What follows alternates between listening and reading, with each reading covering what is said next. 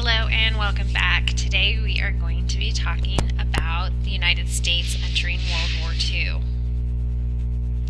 So what happens is that while Hitler is taking over these areas in Germany and begins to invade Poland and annexes Austria, the United States stays with their policy of neutrality, or kind of staying out of it. We're staying neutral. We're going to be like Switzerland. We're just going to stay out of it. Even when France and Britain join in, the United States is still going to try and stay out of the war.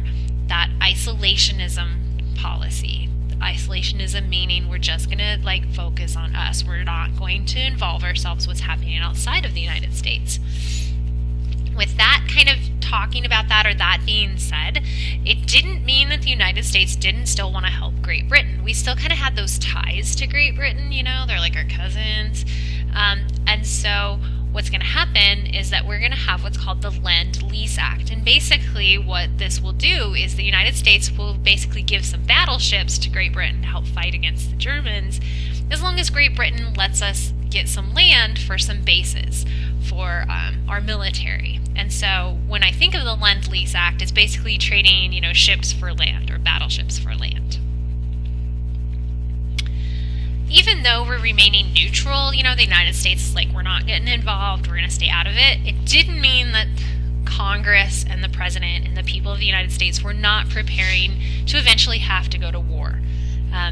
For example, you can see during the summer of 1940, about $13 billion was given for the Army, Navy, and Air Force to get ready for war.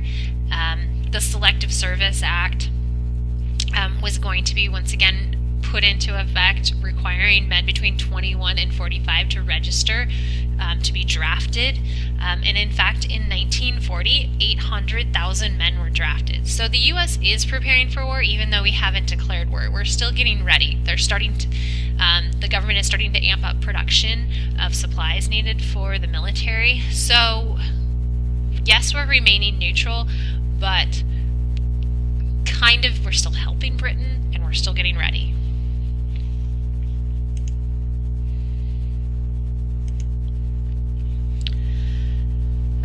The Atlantic is going to be where Roosevelt and Churchill are going to basically make this document that lay out 6 goals for the world.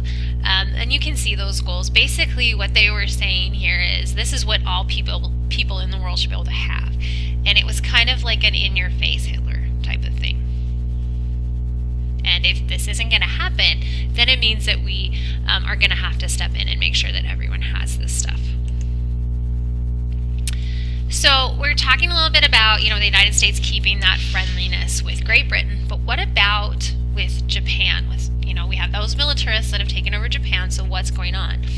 Well, the U.S., in order to kind of put in their say with Japan taking over Manchuria and kind of beginning to also expand, the U.S. is going to prevent Japan from buying gasoline, scrap iron, and other materials that it needed when it was with its war with China. Now, you're like, well, why would that be a big thing? But think, Japan is an island. So how many resources do you think they really had? So when the U.S. cuts off these supplies, they're basically cutting off Japan's ability to continue its war with China, which is what the U.S. was trying to do. The U.S. did not want to see China fall the way that Manchuria had fallen. Now, as this continues to happen, obviously Japan's not very happy. I mean, they're not happy at all with the U.S. for basically interfering. And so the U.S. ambassador to Japan kind of radios back, lets the U.S. know that he's kind of hearing word that there might be a surprise attack from Japan, that Japan might be possibly gearing up for some kind of a surprise attack. So, people within the up in the government are like, okay, so they begin to pay a little bit more attention out of what's happening. They are trying to infiltrate, trying to break codes with Japan, trying to figure out exactly what the plans for Japan were. So the U.S. knew the trouble was coming from Japan. They just didn't know when and where. Well, what ends up happening is that as the U.S. is trying to figure this out and break these diplomatic codes, break these codes down to figure out where Japan was going, the Japanese are going to launch a surprise attack on the United States. And this is going to take place at Pearl Harbor. Pearl Harbor is in Hawaii. You'll remember Pearl Harbor was one of the reasons that the United States really wanted to annex in Hawaii, for that great military base, that great naval base that's there. Well, on December 7th of 1941 at 7:55 in the morning, Japanese base carriers planes are going to attack the American fleet in Pearl Harbor. The Americans were completely caught unawares. There were planes on the ground, and this attack on Pearl Harbor was very effective for the Japanese. They are then going to have a second wave that follows at 8:50 in the morning, and there was basically almost no defensive action from the United States. That's how unawares we were caught. They were completely unprepared for what happened. This is a map to kind of show you where this is at. So this is on the island of Oahu, and Honolulu is there, and you can see this is kind of Pearl Harbor. And this is showing what was called Battleship Row. This is where our battleships were when the attack was happening in Pearl Harbor by the Japanese, and where the USS Arizona was sunk and the USS Utah, along with some of our other ships. This is the West Virginia being attacked. Here's some more pictures so you can kind of see. This is footage from the attack on Pearl Harbor. By the time that this was done, 2 battleships had been sunk, 6 of our battleships had been damaged, 3 of our cruisers were sunk, 3 of our destroyers were sunk, 150 of our aircraft were destroyed on the ground. They never even got up into the air.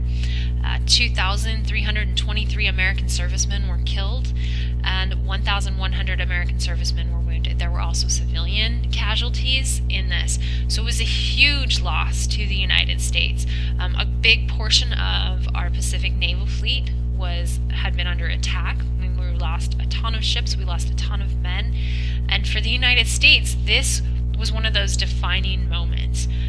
If you think about in U.S. history, how many times we have been attacked on our own soil, comparative to countries in Europe, not very often.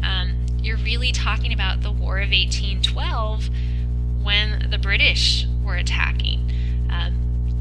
Maybe a little bit in the Mexican-American War, but most of that happened down in Mexico. So really, the United States had not really had these attacks on our homeland, and not anything in this capacity for for 100 years. So it was this huge experience for people who lived through this, and that safety that people in the United States had felt really vanishes really quickly.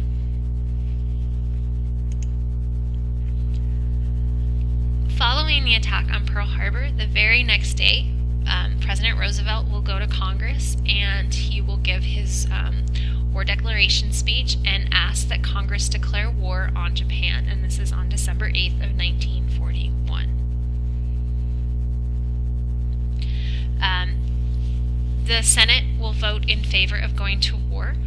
That will be 100-0. So every single senator in the United States was in favor of going to war. And interestingly, in the House, the vote was 388-1. So I want you to think about how often Congress actually agrees. There was one lone holdout. This was a woman. She'll be the first woman to be a U.S. Congresswoman. Her name was Jeanette Rankin, and she was from the state of Montana. She said she was a pacifist, or someone who didn't believe in war, and she said that even though she could understand why they felt it was a good idea, she could not in good conscience vote to go to war.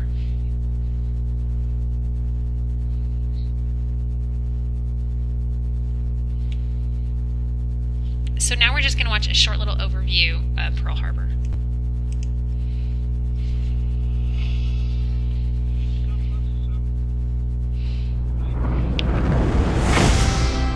December 7th, 1941, a date which will live in infamy. This event single-handedly spurred the United States into joining World War II. Welcome to WatchMojo.com, and today we'll be learning more about the attack on Pearl Harbor. The Japanese attack on Pearl Harbor was the culmination of 2 decades of friction that existed between those countries. Japan's increased efforts at expanding its territory created even more tension with major Western countries like the US, France, and Britain. An attack on China by Japan in 1937 was criticized by many members of the League of Nations and illustrated the Asian country's military might and readiness to use it. After World War II had started, efforts to deter Japan proved ineffective, and on September 27, 1940, the country signed the Tripartite Act to form the Axis powers with Nazi Germany and Fascist Italy, and gain even more power. This proved a direct threat to the United States, as the country was now in danger of attack on both its coasts. The US made steps to prepare for war, but remained neutral. Japan continued their invasion through Indochina in 1940 and 41. Meanwhile, the United States tried to halt their progress by banning exports to the country, most importantly oil and raw materials, closing shipping lanes to their use, and other such tactics. Japan desperately needed US oil, but the Americans demanded they leave China. Japan refused and decided swift military action was their only option. Negotiations finally stalled, and on December 1, 1941, Japan officially approved war against the US, Great Britain, and Holland. It was to begin with an attack to neutralize the US Pacific Fleet in Pearl Harbor on Hawaii's Oahu Island. Japan hoped to take control of Southeast Asia without being impeded, and the attack was meant to accomplish this while also crushing American morale and neutralizing the US so Japan could expand their conquests elsewhere. Battle began before Japan had formally declared war on the United States, making it a surprise attack. This left the Americans unprepared and scrambling to defend themselves. The attack took place in 2 waves, coming from both the air and the water. The first wave began just before 8 a.m. on December 7th, with the second coming an hour later. Though the attack only lasted 2 hours, by the time it was over, almost every American plane had been damaged, as had a number of other military crafts. 2 battleships, the USS Oklahoma and the USS Arizona, were completely destroyed. In fact, the Arizona remains underwater in Pearl Harbor as a memorial to honor those lost in the battle. The death toll of this attack reached over 2,300, including military personnel and civilians. Just 1 day later, the United States officially entered World War II, marking a turning point in this historic conflict. The American people in their righteous might will win. So you can see that the attack on Pearl Harbor directly led to the United States declaring war on Japan and on Germany, and will be what pushes the United States to enter World War II. And those famous words of Franklin Delano Roosevelt, December 7th, 1941, a day that will forever live in infamy. So question, what happened on December 7th of 1941? A. The Germans attacked Pearl Harbor, or B. The Japanese attacked Pearl Harbor. That will be the end of our lesson on the U.S. entering World War II.